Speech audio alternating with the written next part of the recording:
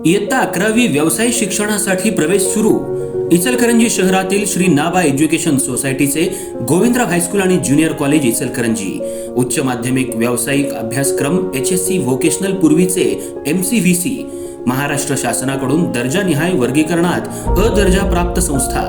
आमच्या संस्थेमध्ये +2 स्तरावरील व्यावसायिक अभ्यासक्रम चालू आहेत। Engineering group construction technology, automobile technology, mechanical technology, electrical technology, paramedical group, medical laboratory technician या विषयासाठी प्रवेश सुरू।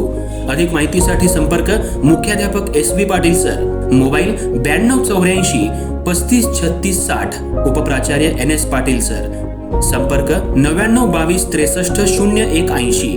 तर आजच आपला प्रवेश निश्चित करा। आपले प्रवेश ऑफलाईन पद्धतीने चालू आहेत।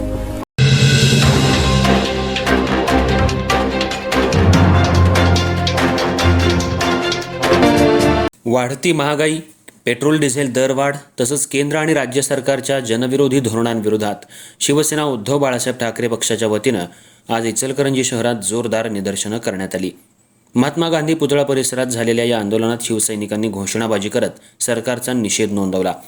महागाईमुळे सर्वसामान्य नागरिकांचं जीवन असह्य झालं असून पेट्रोल डिझेल आणि गॅस सिलेंडरच्या वाढत्या किमतींमुळे कुटुंबाचा आर्थिक ताळमेळ बिघडला असल्याचा आरोप यावेळी आंदोलनकर्त्यांनी केला।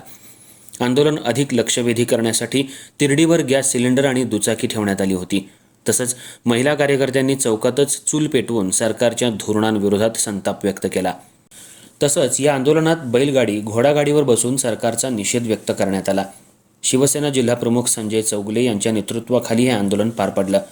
यावेळी बोलताना त्यांनी केंद्र आणि राज्य सरकारवर जोरदार टीका केली। पेट्रोल डिझेलचे दर 100 पार गेले आहेत। गॅस सिलेंडर सामान्यांच्या आवाक्याबाहेर गेलाय। महागाईमुळे शेतकरी, कामगार, युवक आणि मध्यमवर्गीय नागरिक त्रस्त झालेत। मात्र सरकारकडून केवळ आश्वासनांची खैरात वाटली जाते, असा घणाघात त्यांनी केला। माजी उपजिल्हाप्रमुख मलकारी लवटे, शहर प्रमुख तथा नगरसेवक शिवाजी पाटील यांनीही आपल्या भाषणातून सरकारच्या कारभारावर निशाणा साधला।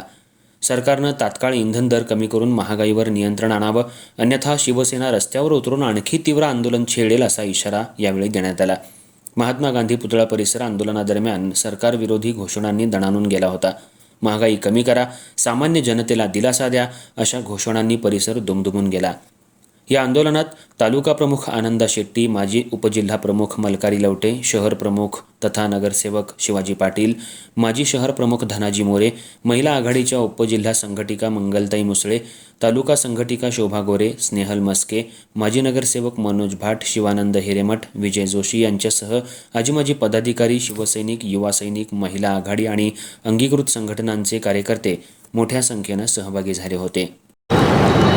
जनतेची फसवणूक करून केंद्रात आणि राज्यात जे भारतीय जनता पार्टीचं सरकार राज्य करतंय, निवडणुकीच्या तोंडावरती खोटी आश्वासनं द्यायची, गाजरं दाखवायची आणि निवडणुकीनंतर सत्ता मिळाल्यानंतर त्या सत्तेचा गैरवापर कसा करायचा, हे आज आपण सर्वसामान्य लोक क्षणाक्षणाला अनुभवतोय। इंधन दरवाढ ज्या पद्धतीने केली, सिलेंडरची दरवाढ ज्या पद्धतीने केली, खरं तर निवडणुकीच्या वेळेला दिलेली आश्वासनं हे सरकार लक्षात ठेवतंय की हे जाणीवपूर्वक खोटं बोलतंय, हा प्रश्न सामान्य लोकांना आता येऊन पडलेला आहे। नीटची पेपरफुटी झाली, लाखो विद्यार्थ्यांचं भवितव्य टांगणीला लागलेलं आहे। सगळ्या आघाडीवर अपयशी ठरणाऱ्या या भारतीय जनता पार्टीचा, केंद्रातील आणि राज्यातील सरकारचा शिवसेना उद्धव बाळासाहेब ठाकरे पक्षाच्या वतीनं आम्ही जाहीर निषेध करतो। खरं तर याच्यामध्ये सहभागी झालेले फक्त शिवसेनेचे कार्यकर्ते नाही तर इचलकरंजीतील तमाम जनता या निमित्तानं आमच्याबरोबर आहे।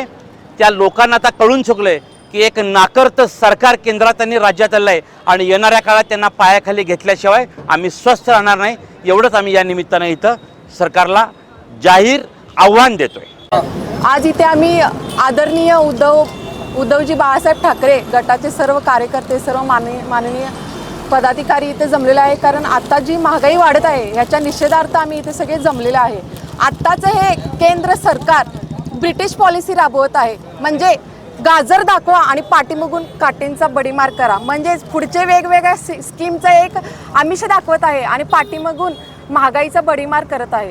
तसेच आता जी परवाच नीटची एक्झाम जी पेपर लीक झाला त्याच्या बाबतीत सांगायचं झालं तर जे विद्यार्थी आहेत हा आपला एक भविष्याचा एक पाया आहे आणि हे जे एज्युकेशनल इन्स्टिट्यूशन आहे याला जर गव्हर्नमेंट हँडओव्हर करत असेल तर आपली लोकशाही आणि भवितव्य हे धोक्यात आहे.